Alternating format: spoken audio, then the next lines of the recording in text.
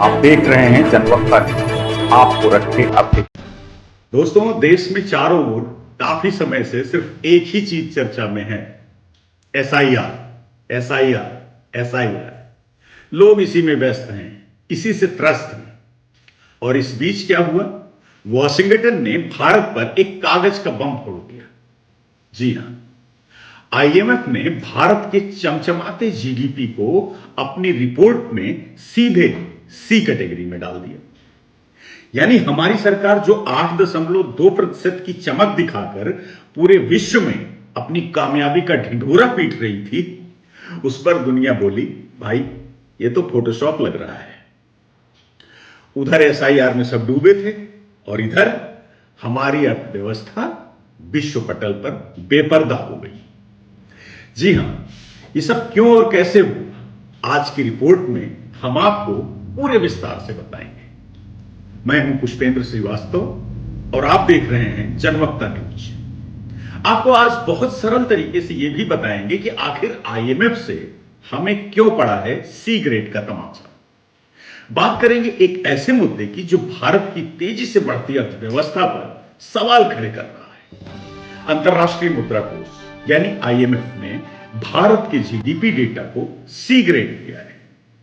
क्या इसका मतलब यह है कि हमारी 8.2% ग्रोथ के आंकड़े झूठे हैं या इस सरकार की नाकामी के संकेत हैं?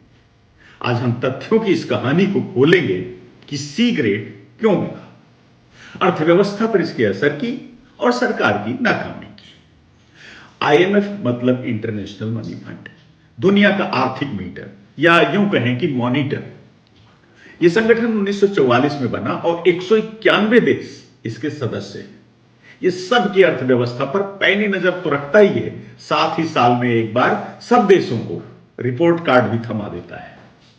इस रिपोर्ट कार्ड में जिस देश को ए मिला यानी ए कैटेगरी, उसका मतलब वाह, बी मिला तो समझिए ठीक ठाक, लेकिन अगर सी मिला तो इसका मतलब यह है कि भाई जल्दी सुधार लो वरना तेजी से फेल होने यानी डी कैटेगरी की ओर जा रहे हो। अब भारत को सी मिला है, इसका मतलब है कि मास्टर जी ने भारत के कान पकड़ लिए हैं और बताया कि भारतीय अर्थव्यवस्था में कहां और कैसे गड़बड़ हुई है। पहला पाप, बेस ईयर 2011-12। अरे भाई, तब तो जियो भी नहीं आया था, यूपीआई कहां से आएगा। दूसरा, महंगाई नापने का पुराना मीटर डब्ल्यूपीआई, नया पैमाना यानी पीपीआई है ही नहीं। तीसरा, 60% अनौपचारिक अर्थव्यवस्था गायब है। और चौथा, उत्पादन पक्ष कहता है 8%, खर्च पक्ष कहता है 4%। इसका मतलब साफ है कि कोई तो झूठ बोल रहा है। और पांचवा, त्योहारों का असर भी सही नहीं निकाल पाए। यूं संक्षेप में कहें तो आईएमएफ का कहना है कि भैया आपके आंकड़े समय पर तो हैं पर सच्चे नहीं हैं। आपको बता दें कि भारत को 2024 में भी सी मिला था, तो सुधार कहां हुआ? इसका सीधा असर अभी तक कुछ भी नहीं। शेयर बाजार हंस रहा है, रुपया देख ही रहे कैसे गर्त में जा रहा है, लेकिन अंदर से कुछ खोखला भी हो रहा है।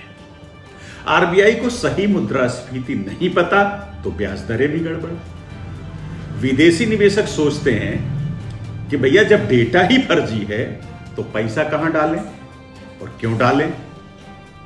और सबसे मजे की बात, अगले साल नया जीडीपी सीरीज आने वाला है। मतलब इस साल की 8.2% ग्रोथ भी पुरानी किताब से है। यानी अभी जो तालियां बजा रहे हो ना, वो पुरानी फिल्म का ट्रेलर है। अब आते हैं असली विलेन पर। 2011 का बेस ईयर आज तक नहीं बदला, 14 साल हो गए। जनगणना 2021 से रुकी पड़ी है। राज्यों का पूरा कर्जा डेटा 2019 से गायब है। विपक्ष चिल्ला रहा है कि ये आंकड़े झूठे हैं, जादुई हैं, जीडीपी का फर्जीवाड़ा है। विपक्षी कांग्रेस के नेता जयराम रमेश तो कहते हैं सी ग्रेड पर 8% ग्रोथ, विडंबना। अर्थशास्त्री एम के वेणु पूछते हैं कि मोदी राज में डेटा पर हर बार विवाद क्यों हो रहा है भाई? फेलियर। जनगणना रुकी, कंसोलिडेटेड फिस्कल डेटा 6 साल से गायब है, तो राज्य सरकारों के उधार का हिसाब कौन रखे?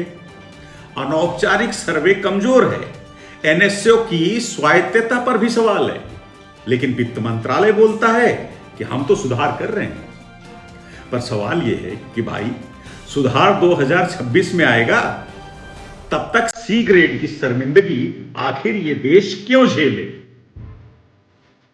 तो दोस्तों, एसआईआर की चकाचौंध में हम भूल गए थे कि असली हीरो तो हमारी अर्थव्यवस्था है। आईएमएफ ने तो बस एक आईना दिखाया है और हम उसको भी झुठला रहे हैं कि आईना ही टेढ़ा है।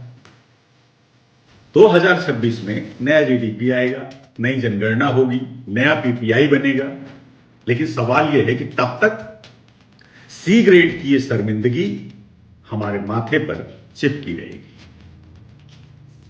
आप बताओ कमेंट में, ये सरकार की नाकामी है या सिर्फ देरी की वजह से ये सब हो रहा है? वीडियो को शेयर करिए, क्योंकि सच छुपाने से अच्छा है कि सबको पता चले। क्योंकि भैया हमें सी ग्रेड नहीं, सुधार चाहिए, और वो भी जल्द।